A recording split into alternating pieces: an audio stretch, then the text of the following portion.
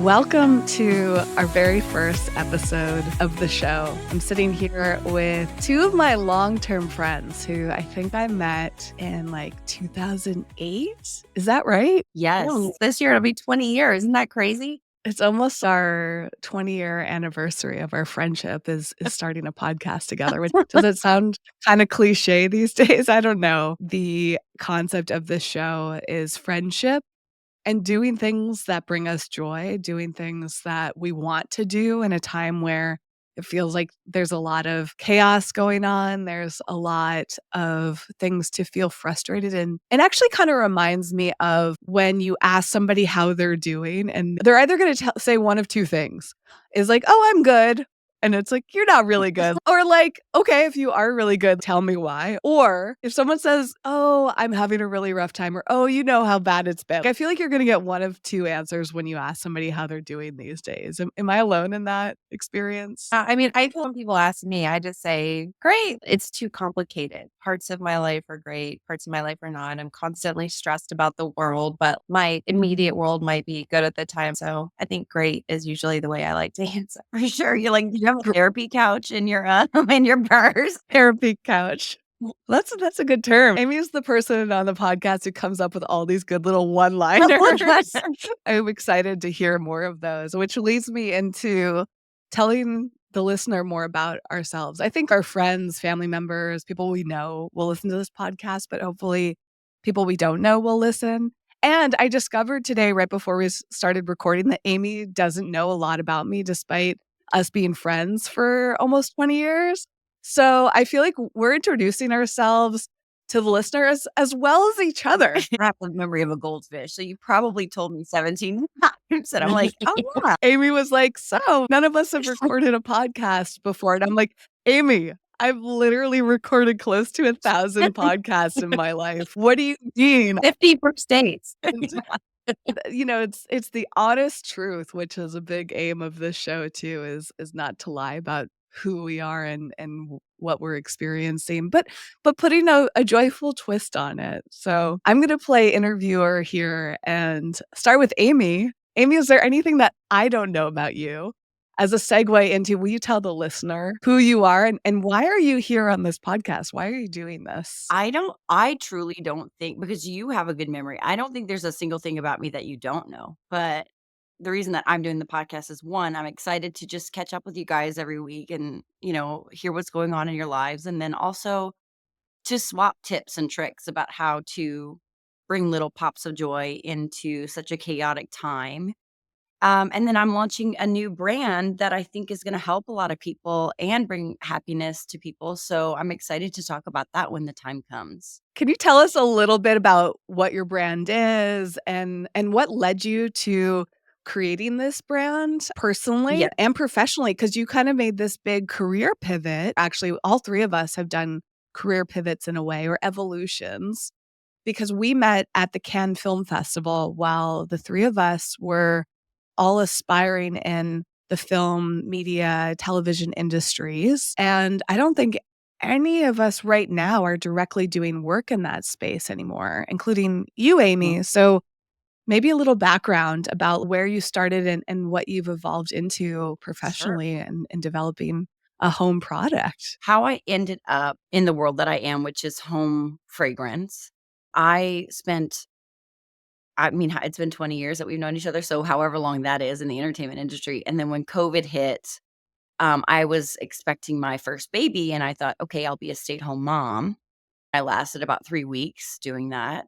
Most people started baking sourdough during the pandemic where they were trapped inside. And I ended up diving into a second passion of mine because production had shut down, which was chemistry and home fragrance. I went to perfume making school. Wait, did you do that during COVID or did you do that previous to COVID? I did. I did it during COVID. There's a school here in LA. And so I was able to do a correspondence class for perfume making. And truthfully, Laina, I realized that it's like trying to become a sommelier in a year. It's like it takes 30 years. Yeah. So I ended up just deciding to partner with perfumers who had the experience in order to execute the vision, and then diving into the world a bit more, realizing what a white space opportunity there is, that I'm not alone in that I'm a mom who was looking for clean, luxurious fragrance products for an affordable price point. And there's so many people who are more health conscious who want products that are good for them and smell nice and are luxurious. And they'll give you a headache the second that you smell them. I feel there's so many high-end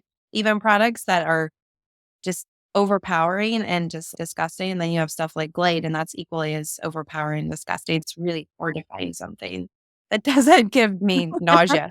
Yeah, so I'm really grateful for you coming up with it. It's true. Like one of my goals is because 20% of the population actually can't even use fragrance products because they have such a strong reaction to it. And then there's also a large percentage of people who fall into the camp that you are, where most products are too overpowering. And so I spent 3 years developing it, a way to diffuse a fragrance that wasn't overpowering, that was just the perfect level of ambient fragrance that also contained ingredients that helped to reduce cortisol production. So it's been a Oh. serious labor of love. Reducing cortisol is so key right now. So, for those that don't know, that's the stress hormone, right? Exactly. Is that the best way to describe It cortisol, is, Aimee? yeah. So it's our body's reaction to stress input. So fragrance is one of the few things, and then I'll start talking about myself. I feel I'm dominating, but fragrance is one of the few things that crosses the blood-brain barrier and interacts with your amygdala. So that's why when people say, "Oh, fragrance and memory," it's like that's where it's stored. It's your amygdala. That's where your memory and emotion center. And so we have Well, crafted like phytochemical formulas that actually interact with the amygdala to help reduce your fight or flight response to a new scenario, like a new situation. So you have a friend coming over, they're going to judge you consciously or subconsciously about your home because it's their olfactory system No. reacting. It's funny because the last fight that my husband and I got into was over dryer sheets. I just do not. First of all, I don't even want to use dryer sheets, but we use them. And second of all, I buy just like the cleanest ingredient ones I can, but I like the non-scented ones. But my husband is like, I want a dryer sheet that smells good. Like his whole childhood, I think his mom probably used super strong smelling dryer sheets. And I think that's just not important to him because he wants his clothes to smell good. But I think it's just this deep seated memory built into his core. And I keep buying these dryer sheets that don't have a scent. And I bought lavender ones because I was like, okay, fine, I'll just compromise. And he was so mad at me. He was like, this is not a scent that I can use. Why can't we just have dryer sheets in our house? Why are these complicated? Just the smell of them in the laundry room makes me sick. I just can't do it. So it's just funny how it can cause such a like strong reaction in people. I think it's just a very passionate thing. that's something you and I have bonded over a lot, and I mean, clearly the 3 of us all have this passion for finding some more natural approaches while also not offending the people in our lives or finding a balance with them, doing things that are still considered a little outside of the norm. Mhm. When you're talking about that, we can see how fast things have changed in a way. Like, well, growing up, I don't think I ever paid attention to this stuff. And then at a certain point in my life, realize like, oh, I don't want all of these chemicals and unnatural things. So I really relate to what you're sharing. And I want to hear more about your journey and what brought you to doing this podcast with us. I think my desire to live a cleaner lifestyle with products and foods and things that kind of started around maybe the time around I met my husband. Him and I used to work out a lot together, and I was just very focused on physical fitness. And I just started looking more at my products. And then my son, who's 8.5 now, when I was pregnant with him, he's my oldest, I just got really hardcore into like learning about products. And my neighbor sold beauty counter face products. And that was my first gateway into clean products that I put on my body. And I just fell in love with them. And I've always had kind of like sensitive skin. And then I was like, okay, I'm pregnant. I'm going to look at every single thing I put in my body. And then my kids, I want to try to make as much stuff from scratch. And I think in the last 10 years, or probably even the last 5 years, just the resources that you can get to learn about what's going on in our world and our products, I think it's just grown tremendously. And I think people have started paying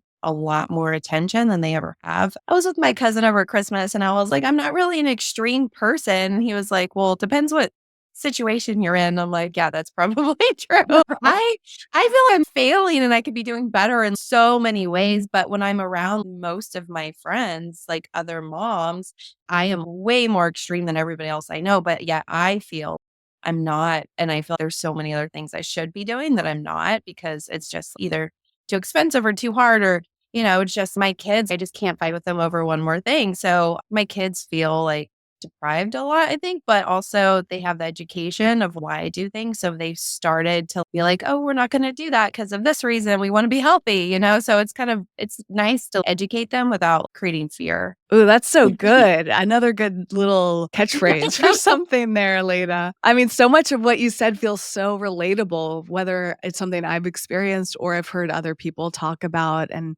I think obviously whatever we can do to not be in a state of fight or flight, Aimee said, or fear really resonates with me.